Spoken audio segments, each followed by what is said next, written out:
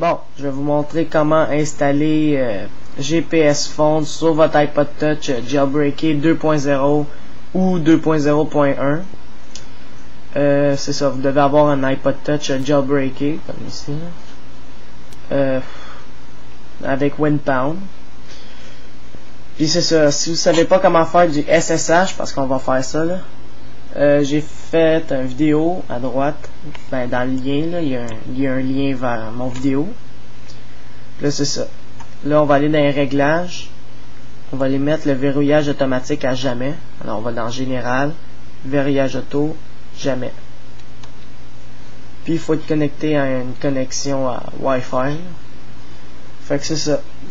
Puis là vous devez downloader GPS Phone parce qu'il n'y a pas dans Cydia ni Installer. J'ai mis un lien à droite dans la description pour le downloader. Je l'ai mis sur RapidShare. Fait que c'est ça, allez le downloader puis ça va vous donner ça là, GPS Phone 2.1.0. Alors on va l'extraire. Vous devez avoir WinZip ou WinRAR. Moi j'utilise PowerArchiver pour extraire mes fichiers là, ça fait tout. Fait que c'est ça. Là j'ai plus besoin du fichier zip, alors je vais le supprimer. Là j'ai mon dossier GPS Phone 2.1.0. Quand je vais ouvrir le dossier, il va m'apparaître Auto Install puis GPS Phone.app. Là on va ouvrir QTFTP Pro. Si vous savez comment faire du SSH. Mon iPod Touch est ouvert, je vais aller voir l'adresse IP, mais je sais déjà c'est quoi l'adresse IP, fait que vous savez comment y aller, là, dans Wi-Fi, la petite flèche bleue, vous checkez l'adresse IP. Je vais la marquer tout de suite, là.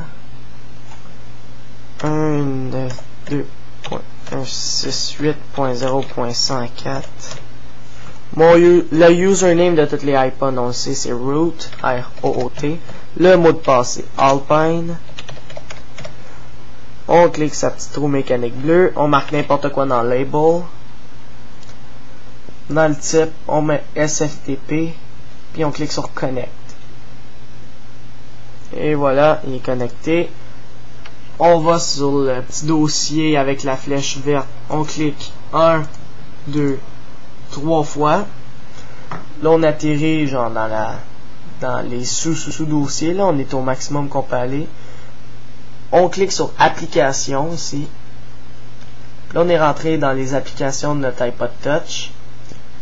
Là, à gauche, je vais aller chercher le GPS Phone que j'ai downloadé. Il est sur mon bureau. Là. Ouais. Il est sur mon bureau. Alors, je m'en vais dans GPS Phone 2.1.0. Et voilà. On transfère pas le How to Install, là, juste le dossier .app. Fait qu'on le transfère, on le glisse, on le prend, on le glisse dans le dossier ici. Et il transfère en bas. 3%, notre iPod Touch est toujours ouvert, on y touche pas. 15, 40, 74, 100%. Bon.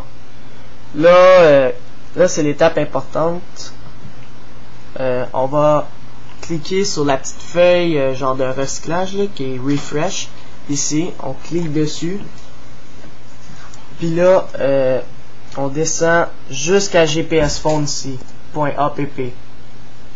Là, il y a GPS Phone.app. On double-clique dessus.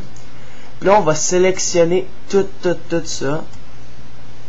Ou vous pouvez faire, genre, je clique en haut, je paye sur Shift ici. Shift. Mais je veux tout que vous les sélectionnez comme ça. Là, ils sont tous sélectionnés. Je fais droit de la souris dessus.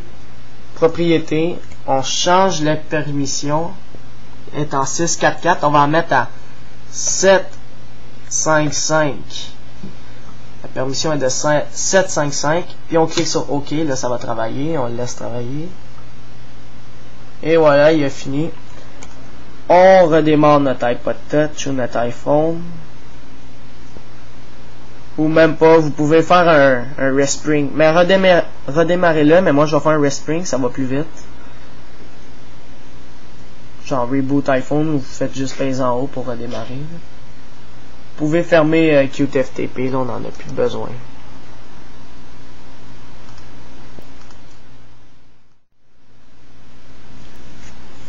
Bon, mon respring était pas mal long, fait que j'ai coupé la vidéo.